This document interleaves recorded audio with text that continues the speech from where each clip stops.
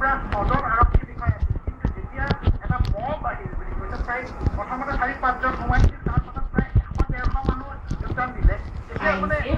4জন বা 6জন আৰক্ষী বিষয়া একো কৰিব নোৱাৰে তো সেই পৰিপ্ৰেক্ষিতত যদিও 4-5জনে আৰক্ষীয়ে তেওঁক বচোৱাৰ চেষ্টা কৰিছিলে এই আৰক্ষী বিষয়াসকলো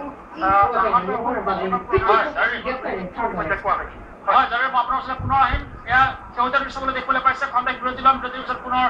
আমাৰ দৰ্শকক পুনৰ সভাপতিৰ পৰৱৰ্তী ফলে আমি স্বাগতম জনাম কিন্তু জেকি জাকিৰৰ অৱস্থা লক্ষ্য কৰক নতুন দৃশ্য বুলি আপোনালোকে দেখিবলৈ পাইছে আৰু ৰুমিনাথৰ অৱস্থা আপোনালোকে লক্ষ্য কৰক আমি এই পৰ্যন্ত আপোনালোকক 3টা দৃশ্য বুলি দেখাবলৈ চেষ্টা কৰিছোঁ এইটো 3 নম্বৰ দৃশ্য বুলি আপোনালোকে দেখিছে জেকি জাকিৰৰ মুখত তেজ আক্ৰমণ কৰা হৈছে মুখত বেয়াকৈ প্ৰহাৰ কৰা হৈছে আৰু এয়া ডাক্তৰ ৰুমিনাথৰ অৱস্থা আপোনালোকে দেখিবলৈ পাইছে এক নাও স্ৰোতে অকল্পনীয় কথা এগৰাকী বিধায়িকা যি বিধায়িকাৰ ওচৰত প্ৰতিনিধিত মানুহে বিভিন্ন আবেদন নিবেদন লৈ ভিৰ কৰে অনুনয় বিনয় কৰে আজি সেই বিধায়িকা বা সেই জনপ্ৰতিনিধিক আজি সেই ৰাইজে কি অৱস্থা কৰিলে পৰৱৰ্তী অকলে আহিম কিন্তু খন্তেক বিৰতি লৈছোঁ